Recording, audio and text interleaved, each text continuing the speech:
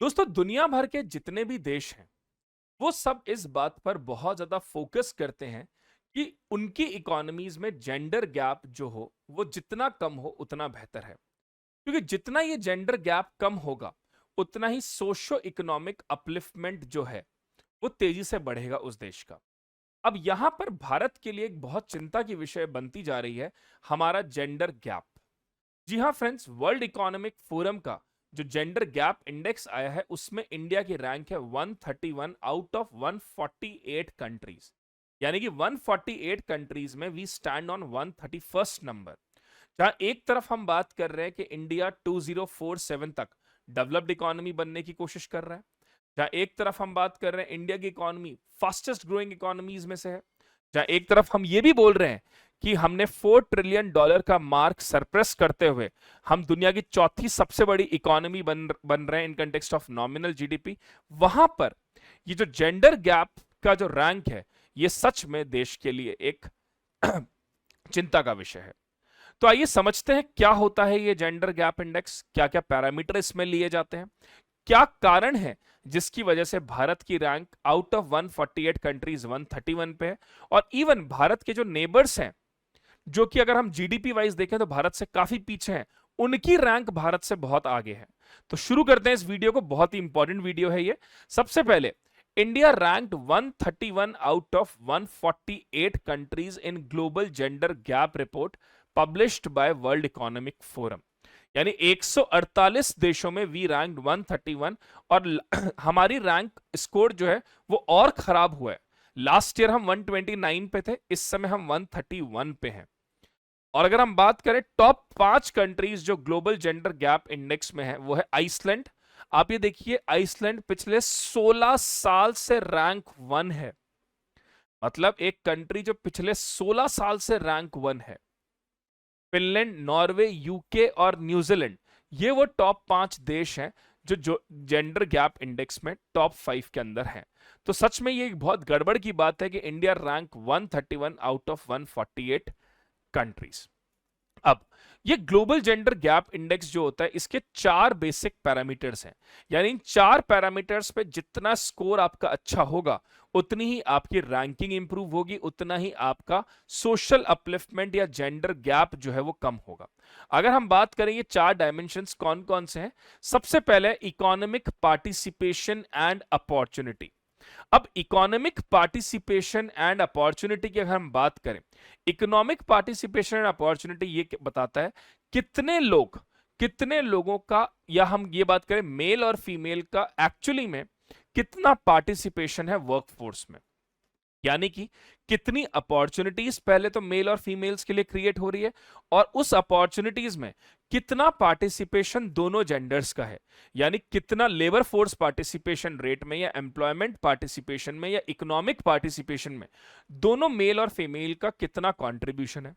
Second आता है education attainment, कितने परसेंटेज मेल और फीमेल्स ऐसे हैं जो एजुकेशन प्रॉपर ले रहे हैं, जो एक फॉर्मल स्कूल्स में है, साथ में अपनी एलिमेंट्री एजुकेशन के बाद में 10th 12th ग्रेजुएशन पूरा कर रहे हैं। फिर आता है हेल्थ एंड सर्वाइवल, कितने मेल और फीमेल्स ऐसे हैं जिनको पोषक आहार मिल रहा है, जिनको न्यूट्रिशियस डाइट मिल रही है, जिनको प्रोटीन रिच डाइट मिल रही है, जिनको एक प्रॉपर मील मिल रही है जो ह्यूमन बॉडी के लिए एसेंशियल है। और फोर्थ आता है पॉलिटिकल एम्पावरमेंट, देश का जो पार्लियामेंट है या हम कहें देश का जो लेजिस्लेटिव बॉडीज हैं उनमें कितना पार्टिसिपेशन है। यानी अगर हम बात करें इंडिया के केस में तो पार्लियामेंट में और आपके लोकसभा राज्यसभा में कितना पार्टिसिपेशन है, स्टेट लेजिस्लेटिव असेंबलीज में कितना पार्टिसिपेशन है। ये वो 4 डायमेंशंस हैं जिससे हम देश के जेंडर गैप्स को आइडेंटिफाई करते हैं। हर डायमेंशन का स्कोर है 0 to 1 के बीच में, यानी each dimension score is from 0 to 1, जहां पे 1 रिप्रेजेंट फुल जेंडर पैरिटी। जैसे अगर हम आपसे कहें इकोनॉमिक पार्टिसिपेशन एंड अपॉर्चुनिटी, इसमें स्कोर होगा 0 से 1। तो अगर आप जितना 1 के नजदीक होंगे उतना ही पैरिटी होगी और जितना आप 0 के नजदीक होंगे उतना ही डिफरेंस क्रिएट होगा। तो यहां पर 0 से 1 के बीच में स्कोर होता है। 1 shows perfect gender equality and 0 shows perfect gender inequality. So I hope आपको यह समझ में आ गया होगा कि जेंडर गैप इंडेक्स एक्चुअली में है क्या। What is this global gender gap index. अब अगर हम बात करें कि 2025 की जो जेंडर गैप रिपोर्ट आई है उसका अगर हम एक ओवरऑल ओवरव्यू लें, अगर हम समझें कि क्या स्थिति है, तो इंडिया ने देखिए इकोनॉमिक पार्टिसिपेशन में इंप्रूवमेंट किया है। लास्ट अगर हम बात करें तो इंडिया ने यहां पे इंप्रूवमेंट जो इकोनॉमिक पार्टिसिपेशन में इंडिया का है वो 40.7 के आसपास आया है। अगर हम इनकम पैरिटी की बात करें तो इनकम पैरिटी यानी कि हम बात करें इनकम इक्वालिटी की, उसमें भी थोड़ा स्लाइटली इंप्रूवमेंट है। लास्ट ईयर इट इज 29.9%, इस समय ये 28.6% के आसपास है। एजुकेशन अटेनमेंट हमारा सबसे बेहतर हुआ है।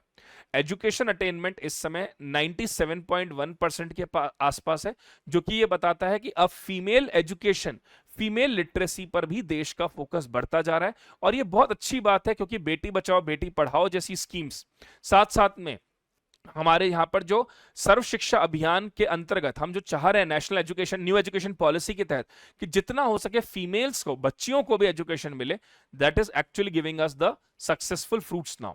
अपार्ट फ्रॉम दैट हेल्थ और सर्वाइवल की बात करें तो सेक्स रेशियो और लाइफ एक्सपेक्टेंसी में थोड़ा इंप्रूवमेंट आया, लेकिन जो सबसे बड़ा फॉल है वो है पॉलिटिकल एम्पावरमेंट में।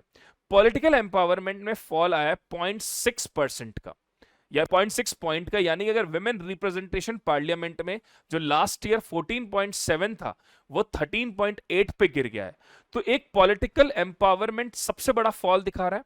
और दूसरी तरफ मिनिस्टीरियल रिप्रेजेंटेशन जो है वो भी हमारा 6.5 से 5.6% पे गया है, यानी जब विमेन मिनिस्टर्स होती थी वो 6.5% से 5.6% पे गिरी हैं।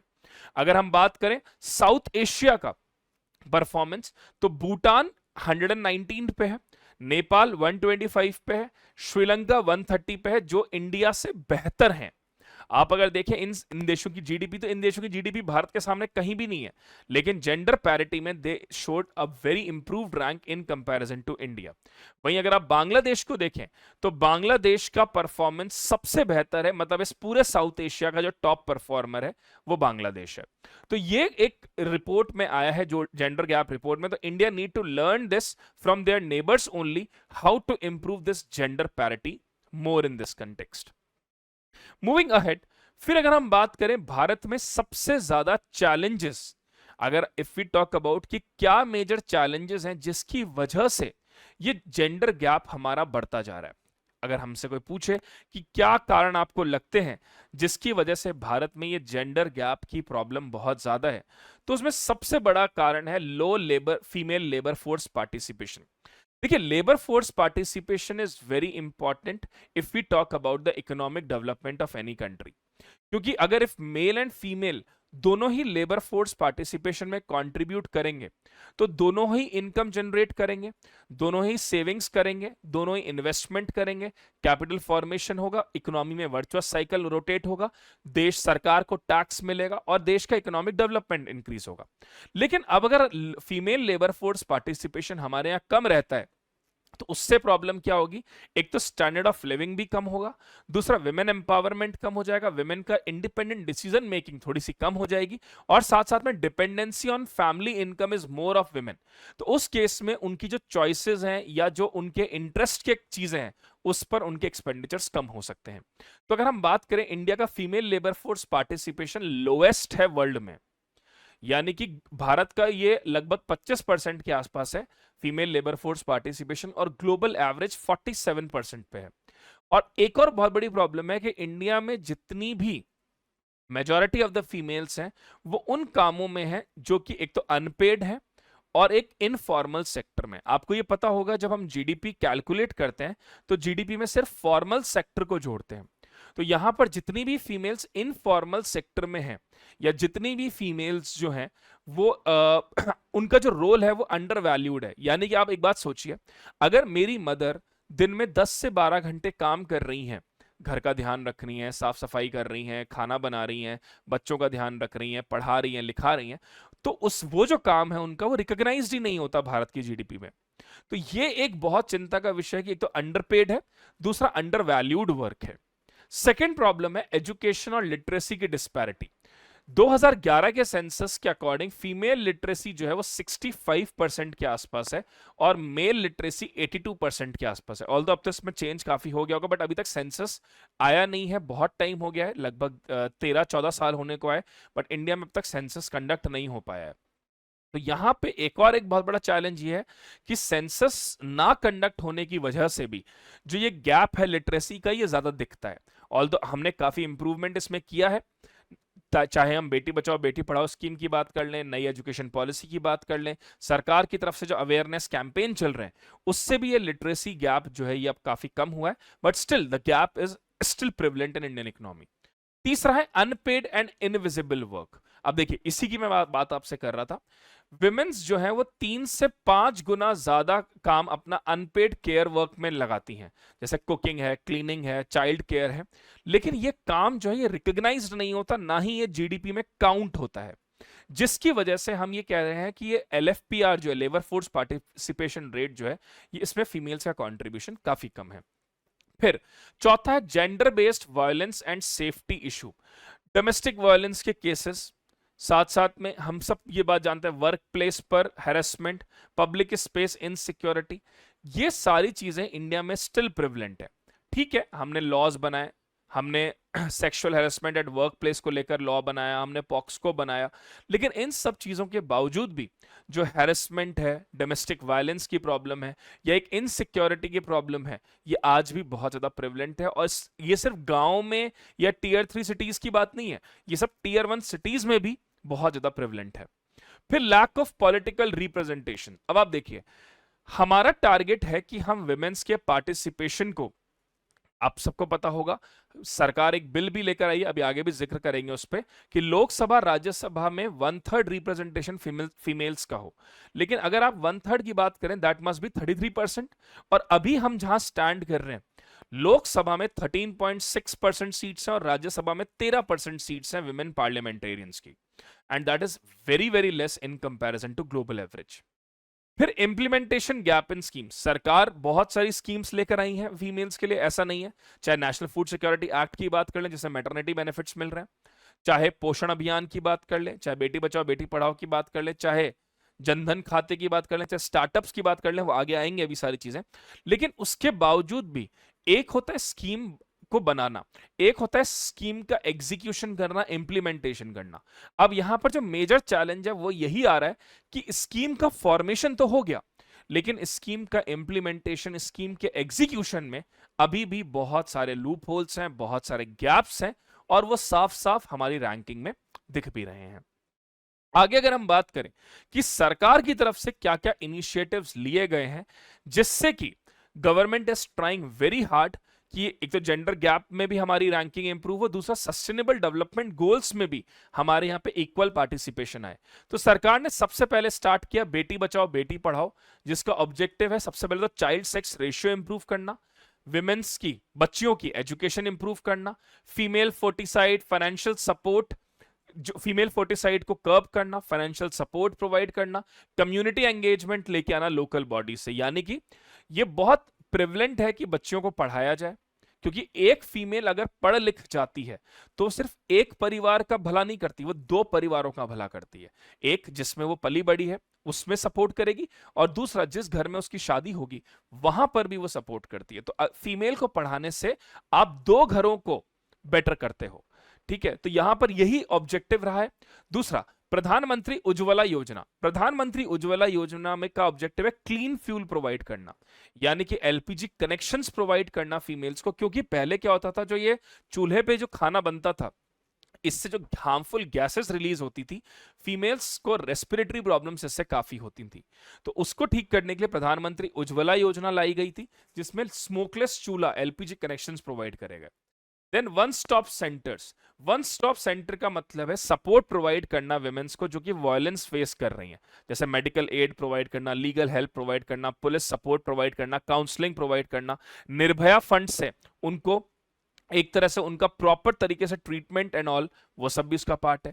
फिर सुकन्या समृद्धि योजना। सुकन्या समृद्धि योजना में टैक्स बेनिफिट तो है ही है, लेकिन उसके साथ साथ में फाइनेंशियल इंक्लूजन और फ्यूचर में गर्ल चाइल्ड की एजुकेशन, उसकी मैरिज और उसकी एम्प्लॉयमेंट अपॉर्चुनिटीज के लिए फंड क्रिएट करना जिसपे सरकार काफी अच्छा इंटरेस्ट भी ऑफर करती है।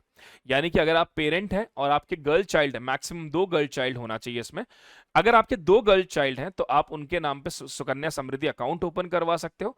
एटीसी में डिडक्शन है उसका, और उसका जो इंटरेस्ट है वो भी बहुत अच्छा है, 7% अराउंड है शायद। और इसके साथ साथ में एक फीमेल्स को लॉन्ग टर्म के लिए उनके एजुकेशन, उनके मैरिज, उनके एम्प्लॉयमेंट और बाकी चीजों के लिए एक फाइनेंशियल सिक्योरिटी भी है। फिर स्टैंड अप इंडिया एंड मुद्रा योजना, स्टैंड अप इंडिया स्कीम में ये स्पेशली कहा गया है कि फीमेल्स को जो है वो लोन्स ज्यादा दिए जाएं, यानी जो बैंक्स हैं वो स्पेशली विमेन्स को लोन दें स्टैंड अप इंडिया स्कीम में। इसके साथ साथ मुद्रा स्कीम में जिसमें शिशु किशोर तरुण लोन दिए जाते हैं, पहले ये 10 लाख तक थे, लेकिन इस बार सरकार ने तरुण प्लस भी उसमें डाला है, जिसमें 20 लाख तक के लोन जो है वो एमएसएमईज को दिए जा सकते हैं, जिसमें भी विमेन बेनिफिशियरीज को प्रेफरेंस दी जाती है। फिर पोषण अभियान में एडोलसेंट गर्ल्स और मदर्स को न्यूट्रिशन हेल्थ प्रोवाइड की जा रही है, जैसे जिसमें specially national food security act जो है उसमें तो यहाँ पे मैटरनिटी बेनिफिट भी दिया जा रहा है 6,000 रुपए का, और साथ साथ में पोस्ट प्रेगनेंसी जो है उसमें न्यूट्रिशियस डाइट भी ऑफर की जा रही है। और सरकार जो है वो नारी शक्ति वंदन अधिनियम 2023 लाई है, जो कि 2029 के डिलिमिटेशन कमीशन के बाद में एग्जीक्यूट हो जाएगा, जिसका ऑब्जेक्टिव है कि लोकसभा और राज्यसभा में विमेन्स को 33% सीट्स वहां पे रिजर्व करी जाएंगी। तो ये सारे की इनिशिएटिव्स हैं जो सरकार लेकर आई है, जिससे जेंडर गैप हमारे देश में कम हो सके। बट जैसा कि मैंने बताया कि पॉलिसीज लाना और पॉलिसीज का एग्जीक्यूशन करने में दिन रात का अंतर होता है। तो यहां पर जो प्रॉब्लम आ रही है वो यही आ रही है कि पॉलिसीज लेकर जो आए हैं और जो उनका एग्जीक्यूशन है उसमें गैप काफी ज्यादा बड़ा है, जिसकी वजह से हमें ये जो प्रॉब्लम्स हैं ये ज्यादा दिखाई दे रही हैं। ठीक है फ्रेंड्स, आप सब लोग हमारे इंस्टाग्राम चैनल से जुड़ सकते हैं बाय स्कैनिंग दिस क्यूआर। इस क्यूआर से जुड़कर आपको बहुत सारे शॉर्ट्स, वीडियोस, अपडेट, हमारे कोर्स की इंफॉर्मेशन ये सब मालूम पड़ पाएगी। तो उम्मीद करता हूं आपको ये वीडियो आज का अच्छा लगा होगा। कमेंट में मुझे जरूर बताइए आपको क्या लगता है और क्या क्या मेजर रीजंस हैं जिसकी वजह से इंडिया में ये जो ग्लोबल जेंडर गैप है इसमें हमारी रैंकिंग इतनी पीछे आ रही है। Being we are marching towards becoming a developed nation by 2047, हम $5 ट्रिलियन का सपना भी देख रहे हैं, 4 ट्रिलियन हम ऑलरेडी क्रॉस कर चुके हैं। तो आपको क्या लगता है कि क्या मेजर कारण है जिसकी वजह से हमारी ये रैंकिंग इतनी पीछे है? Thank you so much, God bless you all. Veranda IAS, where your dream becomes reality.